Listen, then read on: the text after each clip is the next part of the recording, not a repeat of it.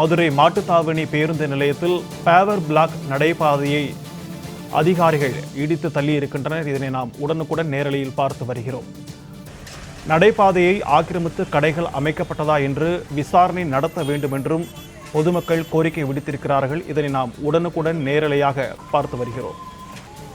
இது தொடர்பான கூடுதல் விவரங்களோடு நம்முடன் இணைகிறார் செய்தியாளர் சல்மான். வணக்கம் சல்மான். தற்போது ஆக்கிரமிப்பு இருப்பதாக கூறி அதிகாரிகள் அந்த நடைபாதையை இடித்து வருகிறார்களே, இது தொடர்பான கூடுதல் விவரங்களை பதிவு பண்ணுங்க.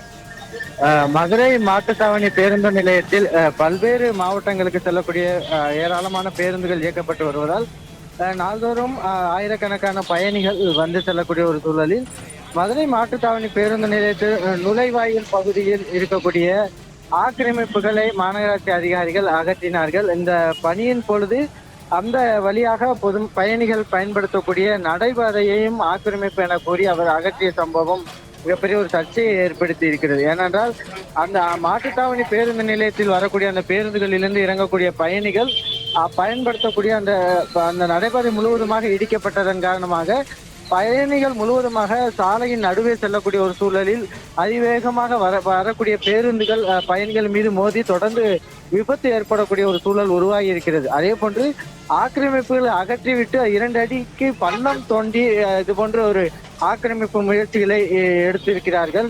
மாநகராட்சி அதிகாரிகளுடைய இந்த நடவடிக்கைக்கு பயணிகளும் பொதுமக்களும் கடும் கண்டனம் தெரிவித்திருக்கிறார்கள். ஏனென்றால் இதுபோன்று குழிகளை தோண்டி வைப்பதால் ஏற்கனவே அந்த பகுதியில் பயணிகள் நடந்து செல்ல முடியாத ஒரு சூழலில் குழிகளை தோண்டி இருப்பதன் காரணமாக அந்த வழியாக முதியவர்கள், பெண்கள், குழந்தைகள் கூட செல்ல முடியாத ஒரு சூழல் காணப்படுகிறது. நெடுஞ்சாலைத்துறை சார்பில் இதுபோன்று நடைபாதை பல ஆயிரக்கணக்கான மதிப்பில் அரசு பணத்தில் கட்டப்பட்டிருக்கக்கூடிய ஒரு சூழலில் அதனை ஆக்கிரமிப்பு என திடீரென மாநகராட்சி அகற்றியது எதற்காக என கேள்வி எழுந்துள்ளது.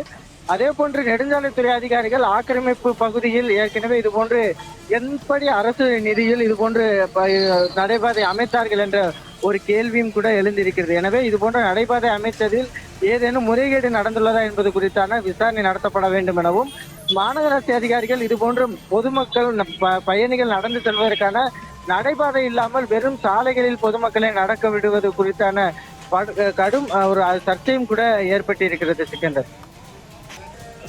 சல்மான், இது குறித்து அதிகாரிகள் அந்த ஆக்கிரமிப்பு அகற்றும் நடவடிக்கையில் ஈடுபட்டிருக்கக்கூடிய அதிகாரிகள் அவர்களுடைய தரப்பில் என்ன சொல்லியிருக்கிறாங்க சல்மான்? மாநகராட்சி அதிகாரிகளிடம் கேட்ட பொழுது அந்த ஆக்கிரமிப்பு பகுதிகளுக்குள் பொதுமக்கள் செல்லக்கூடாது, வாகனங்கள் எதுவும் சென்றுவிடக்கூடாது என்பதற்காக 2 அடி பள்ளம் தோண்டியிருப்பதாகவும் அதில் தடுப்பு வேலிகள் அமைக்கப்பட உள்ளதாகவும் தெரிவித்தார்கள். ஆனாலும் தற்போது வரைக்குமாக தடுப்பு வேலிகள் எதையும் அமைக்கவில்லை. ஒரு ஆக்கிரமிப்பு அகற்றப்பட்டால் அந்த பகுதிக்கு பொதுமக்கள் செல்லாதவாறு வெறும் அறிவிப்பு பலகை வைத்தாலே போதுமானது. ஆனால் இது போன்று கூடுதல் செலவு செய்து ஏற்கனவே கட்டப்பட்ட நடைபாதைகளை இடித்துவிட்டு கட்டக்கூடிய ஒரு நிலைதான் அவர்களுடைய விளக்கம் இருக்கிறது.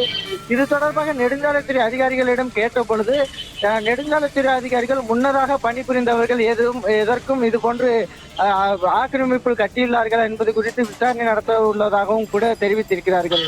சிக்கந்தர். உங்களுடைய விரிவான தகவல்களுக்கு நன்றி சல்மான்.